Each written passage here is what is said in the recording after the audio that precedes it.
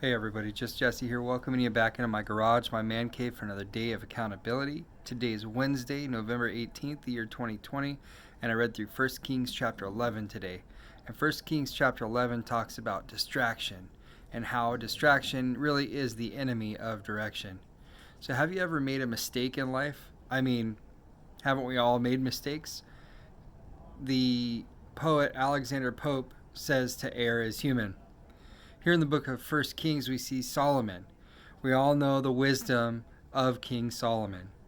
Now, how could the leader whose gifts and focus once made him the talk of the world get so distracted from his calling?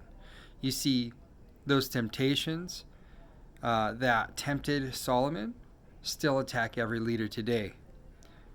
Now, once we make it to the top, we stop striving for growth and excellence. But just how quickly have we become satisfied, though? And how soon would the downward spiral begin once we're satisfied? Now let's take a look at the downward spiral that was the decay of what ended up looking for Solomon. The first thing that we see is the distractions. And so the things that really distracted Solomon were the things that made him deviate from his call to lead or to be the light of the nations. The next things that we see are his adversaries. Now, God raised up adversaries to steer him back to his priorities and his call. Thirdly, we see that he was very self-absorbed. He became consumed with himself, so much so that he was more consumed with himself than being consumed with his call. Next, we see the loss of God's presence. Now, God actually withdrew his anointing on Solomon. The fifth thing we see is a pursuit of pleasure.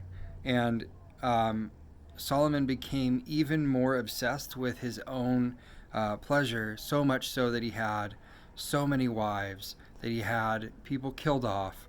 It was just something that the downward spiral just begins with the one little thing, and it ends up with so much more. As we see, the last thing here is emptiness. Now, he finally grew tired of his pursuits, and he recognized how empty he was, and he ended up talking to God about it. And so really what we need to see here is that even though Solomon was a person that was so wise, he had God's wisdom, God bestowed his wisdom on him, but he also made mistakes and was human just like us. And really, these errors that Solomon made are a perfect setup for us to be able to take this as instruction of what not to do in life. So we all get distracted by things, but what really happens to us is that we come up with the fight or flight method. And do we fight it? Do we fight the distraction and we overcome it, or do we just run from it? And then we have things like God raising up adversaries to take over things from our lives, to take them back. God actually withdrawing anointing from us, and we can see how much that we're absorbed and how much that we just long for pleasure, but then eventually end up finding out how empty we really are. So really, 1 Kings 11 is talking to us about an instruction manual on what not to do as far as the distractions that Satan has for us. And they're not new. They've been around since Solomon, and even further than that. But it's one of those things that we have to overcome, and it's one of those things that if we know what we're looking at, we can overcome it so much easier than having to go through the long drawn out process of figuring out why things are happening. So I hope that this really talks to you today. 1 Kings 11 really spoke to me on distractions and how far it really can go and how fast it can take effect. So I hope that if you guys are dealing with any of that, that you would reach out to people, that you would search for help or search for family and friends that are really have your best interest in mind, and really can just point you in the direction of God.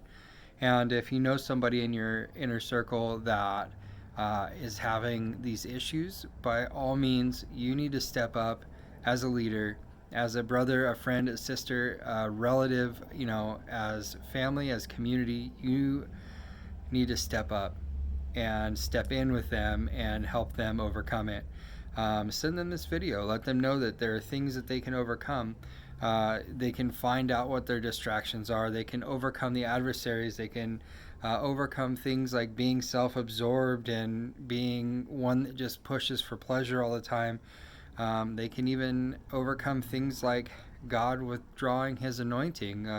You could always go back to God. God always has His arms open for you, and eventually, when people find out how empty they really are, they really do end up opening up more than just saying they're okay. So I hope that everybody's doing well. I hope that you're all being safe, that you're all going and growing, and God bless you guys.